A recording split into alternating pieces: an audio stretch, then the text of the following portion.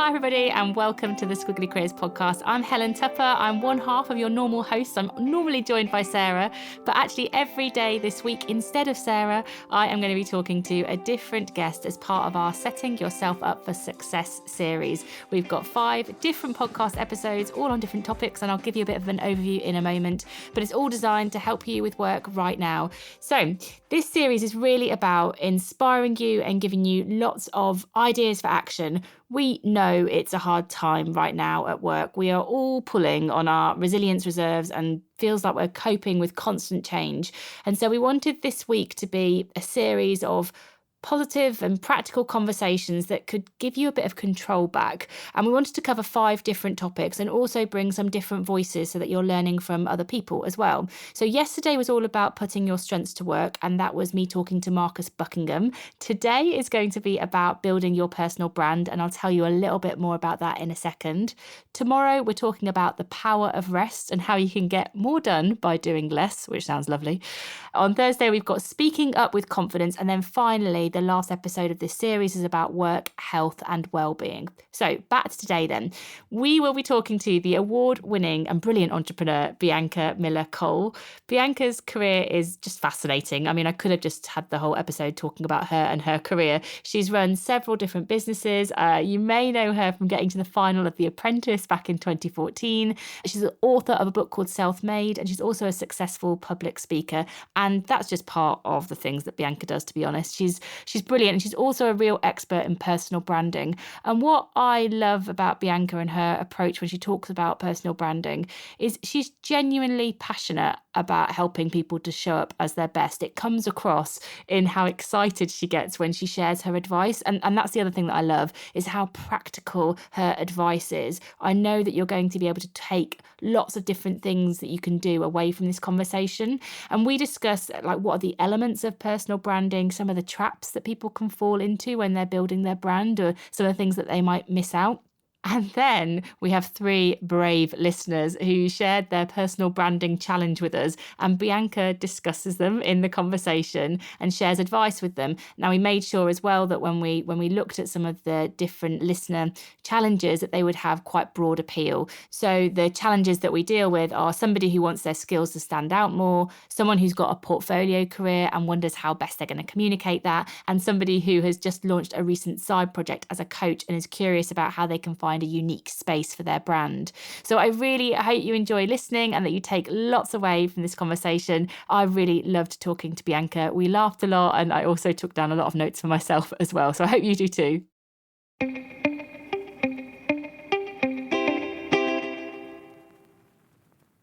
So Bianca, welcome to the Squiggly Careers podcast.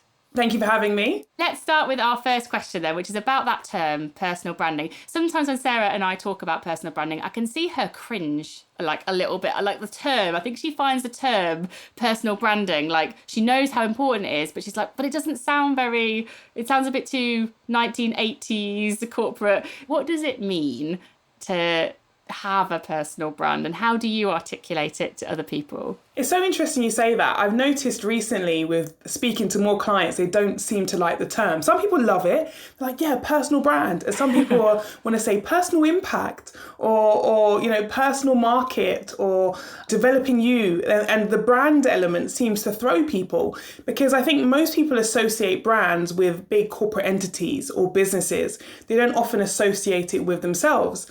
And the reality is we all have a personal brand, and a personal brand is fundamentally how you're perceived. So Guy Kawasaki said, brands are built on what people are saying about you, not what you're saying about yourself. So it's the things that people say when you're not in the room, it's the perception that you carry, and everyone has a personal brand. The difference, or at least the positive differentiator, is the people who know they have a personal brand and have worked hard to make sure it's maintained and is illustrative of truly who they are and what they represent and how they add value. And then the people who don't realize they have a personal brand and sometimes just go about life and are not articulating who they are and the value they add, and are therefore not getting the best opportunities for themselves in their career and in their business. You know, Sarah and I, obviously, we talk a lot about squiggly careers and the idea that careers aren't predictable. We're in environments where there's a lot of change. People's roles are being like reshaped all the time. Jobs are disappearing and appearing, and people are moving around more.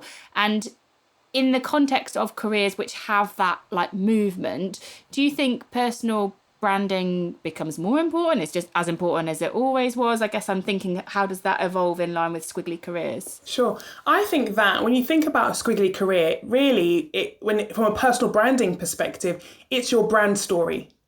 It's about where you were, what you did, what you learned, where you are today, how have you taken that information that you learned over there into this new decision, this new career, and how are you going to use that knowledge to help you facilitate what you're doing tomorrow?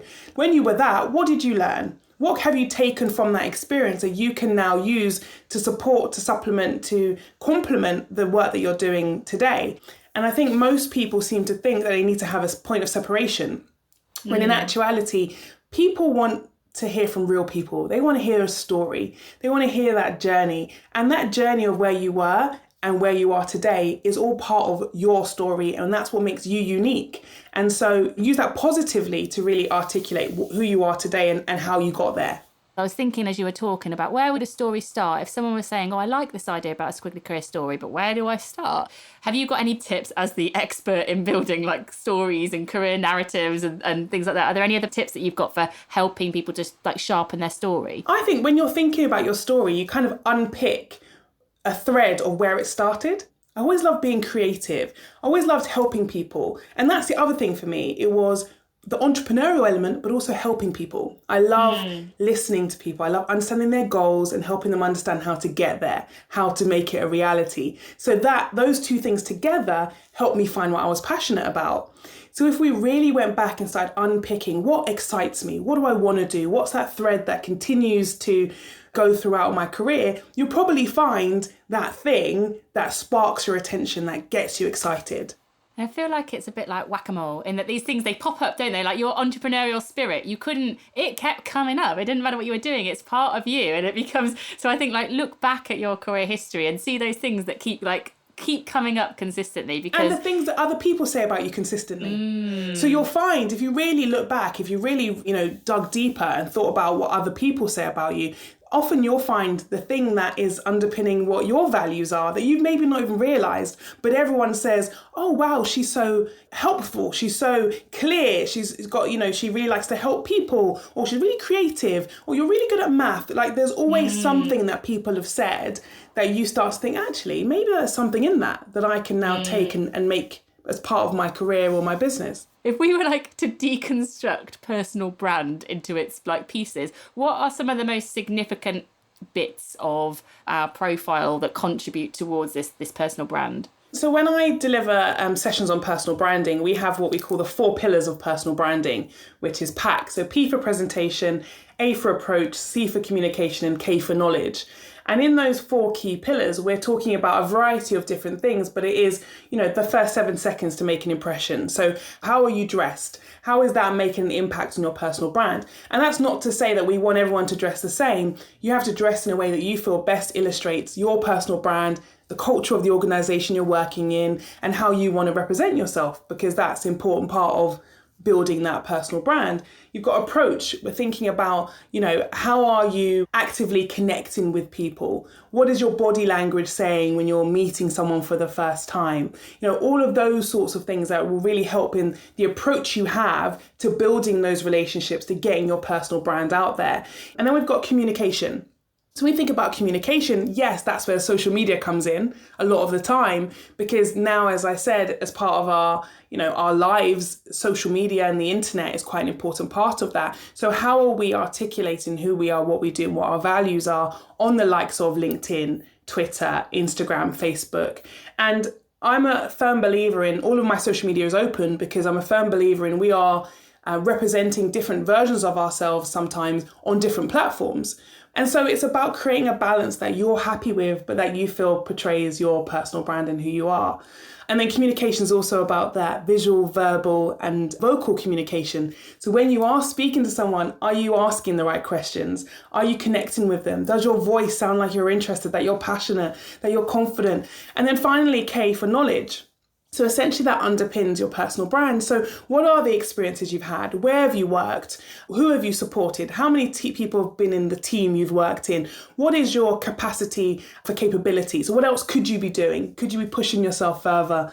Who else knows the work that you're doing? Who do you want to be known by? What do you want to be known for? That's where you really just bring it together. And for me, that's what personal branding is about. It's about those 4 key elements and just thinking, how do I want to be perceived? Who do I need to connect with? And how can I build a network that would also support me in my dreams and endeavours?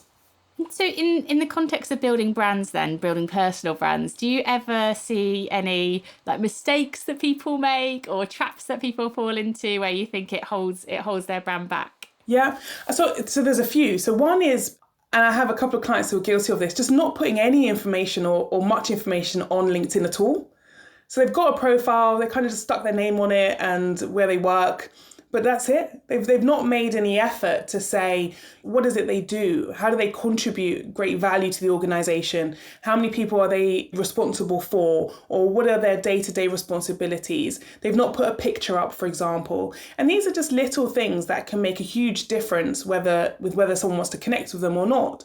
Or they've just not connected with anyone. They've put the profile up because they feel like they should, but they've not connected with anyone. They've got 3 people on there, and their team, is 100 odd people. And you think, well, why have you not made an effort to build those relationships? Because fundamentally, when it comes down to it, they may not stay in that organization forever, but those relationships can continue to exist. So you want to connect with the people you're working with now so that if you move on or if they move on, you can still maintain those relationships. You can still go back to them and say, oh, great, I saw you got a new job. Congratulations. How's it going? Do you fancy a coffee? Do you fancy a Zoom call? Because actually it's those relationships that you can utilize in the future. And it may not be for financial gain. It might just be to build friendships. So I think it's important to keep building. So having nothing on your LinkedIn profile then and not sort of using it as an active tool for your brand, that's one of the maybe mistakes that people make. Any other things that you see that people commonly don't do brilliantly when they're thinking about their brand? Just even connecting with people in the wider team. So even prior to LinkedIn, so let's move social media aside for a second.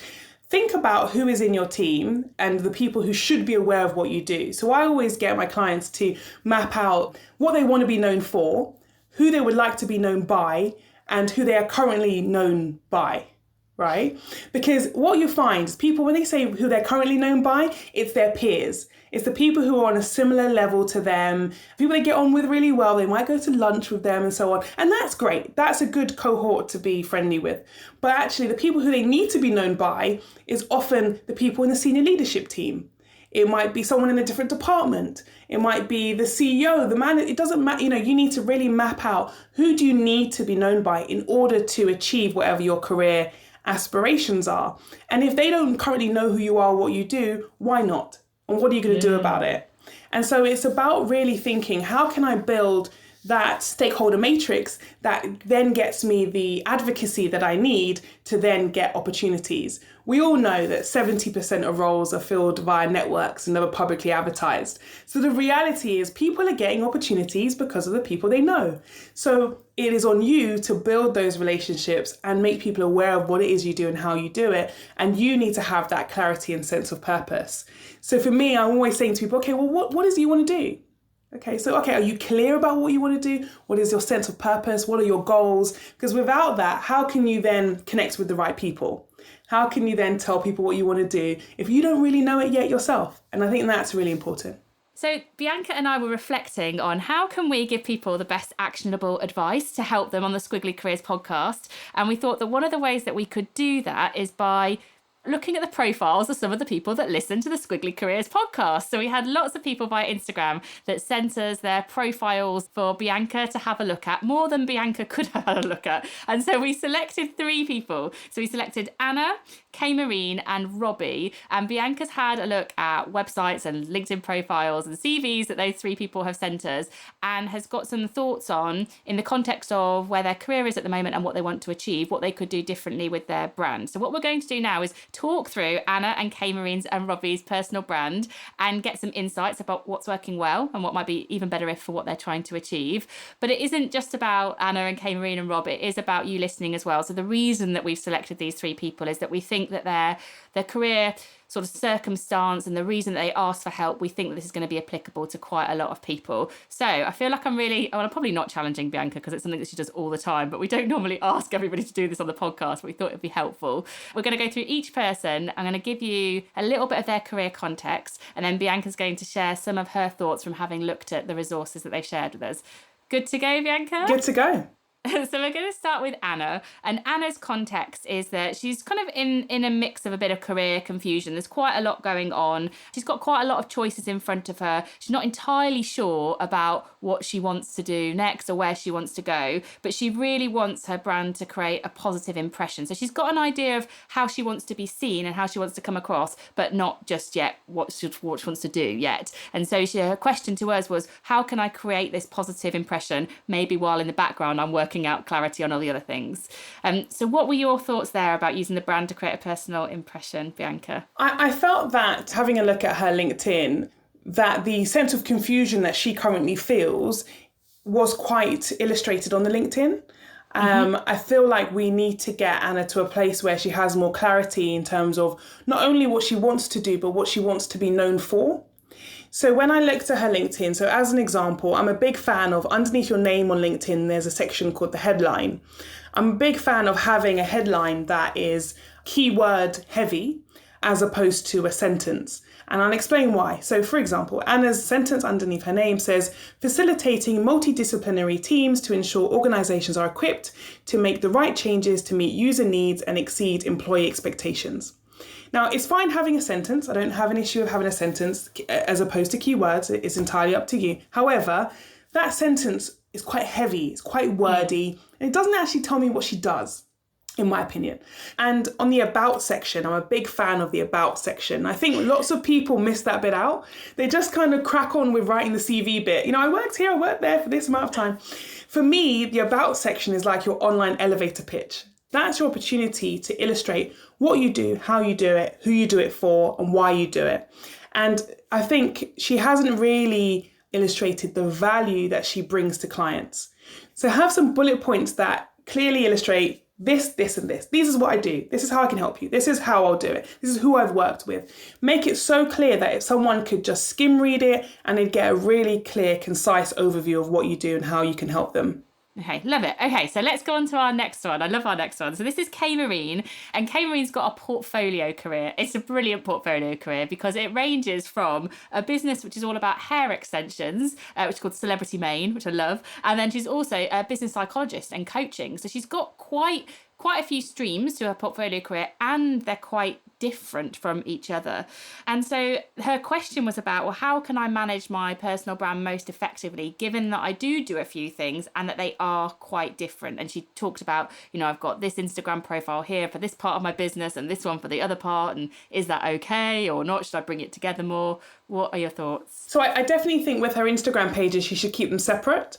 So I think her psychology business and her hair business are two businesses that are not linked. So when I looked at her LinkedIn profile, so her headline, she's used instead business psychologist and executive coach at KAP Associates Limited, and that's fine. However, you have to think like the customer again.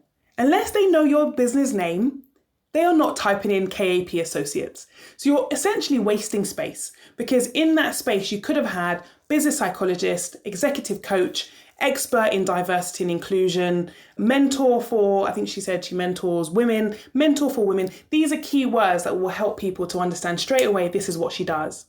And then as I went further down her profile, she has a list of exceptional clients, the Shangri-La Hotel Group, the NHS, Vodafone, NatWest, Saudi Arabia University. These are enviable clients. Why are they not in the about section? Why are they not shouted about? Why did I have to scroll to find it? Let's put the things that we're good at, the things that, you know, will really show our reputation and the level of expertise we have. Let's put that at the top. Make it easy for someone to find. So use the brands you work with to build your profile. So last but not least, Robbie, and we're going back to coaching here. And I think this is actually a really nice build, in that Robbie is someone I know through our Instagram community as well, and is so passionate about coaching and has recently started a sort of coaching business as a side project. But equally, he knows that it's a market where there's quite a lot of people operating in there, and he's thinking about, well, how do I attract new clients, and how do I, make sure that my business is distinct and it stands out. So I think the question is, how do we use our personal brand and make sure it's distinctive and unique, and in this particular situation attracts clients? So I will say with Robbie, he's done a really good thing. He's put a background picture behind his LinkedIn profile, and the background picture says the name of his brand and the key things that they deliver. So that's another really good thing to do. So use the profile. He's got so many options on there. Why not use it? However, he's missing a photo of himself. Now, people, and this might just be because I haven't connected with him yet, but if that is the case, he needs to make sure his profile is not on the private setting, which means your photo is not viewable. Because lots of people do that and don't realize you want to see the person. This coaching is such a personal experience that it shouldn't just be about how they look, but it is. You want to see that there's someone, there's a real person behind that. It's not a robot coaching service, So, and then, or change your privacy settings so everyone can see your beautiful face. And this will help with the next tip, which is to improve his number of followers and connections. Now, he hasn't got a bad amount. He's got 938, which is a sizable amount of followers and connections. However, I'm a big believer in building that network out and connecting with more people. Let's really get out there who you help, why you help them, and maybe make some articles to suit that, so you become an expert in your field. Bianca, thank you so much for, talking us through personal branding and what it looks like today, but also for deep diving and spending some time looking at those people's profiles. I know that they will appreciate it, and I know that everyone listening will have their own connections with some of the things that you've said. We always ask people to share their best piece of career advice with us and with our listeners. What is something that has helped you or inspired you along your squiggly journey that you've shared with us? I think the biggest tip is, you are responsible for your career, so take ownership of it. And I think that's regardless of whether you're an entrepreneur or you're in a career professional, you are responsible and you should take ownership. So don't leave it for someone else to make decisions for you. Think about what you want to achieve. Think about the support and structure you need around you to make that possible. And then start building those networks and building your personal brand to enable you to have those experiences and to get those opportunities. And in the same breath, it's putting yourself forward. There will be times where you're fearful. There'll be times where something seems really unusual, really scary, but it is your responsibility to get yourself that seat at the table, to put yourself forward, to put your hand up, and to push yourself outside of, your perceived boundaries, to try something new, because it's in trying new things that you find the things that get you excited, that you're passionate about. And, that might result in a pivot, a career pivot, or a squiggle. But look, that is part of the journey. And I think that's what makes your career so fun. Take responsibility of it. Thank you so much for listening to our conversation today. I am a big Bianca fan. I love her work. If you want to find out a bit more about Bianca's work, you can do that by going to her website, which is just biancamiller.uk. You can follow her on Instagram at Bianca Miller Official, and you can buy her book Self-Made wherever you get your books. We would love your reflections on the conversation. You can share that with us on Instagram. If you like Instagram, we're just at AmazingIf. Maybe follow us and drop us a message there, or you can email us if that's easier at helenandsarah@squigglycareers.com. Let us know what you liked, let us know what action you're going to take. We're always curious about that. And tomorrow I'll be talking to author Alex Pang about the importance of rest and how we can get more done by working less. We hugely appreciate you choosing to spend the time with us, and we hope that we're helpful for your career thinking and that we support you in taking action. If that is true, if you do value this podcast, we'd love it if you could help us to reach more people so that we can help more people. The easiest way of doing that is what we call a 5-minute favour, by leaving us a review wherever you listen to this podcast. It just helps us to show up in those algorithms so that more people can find Squiggly Careers. So thank you again, and look forward to being with you soon. Bye everyone.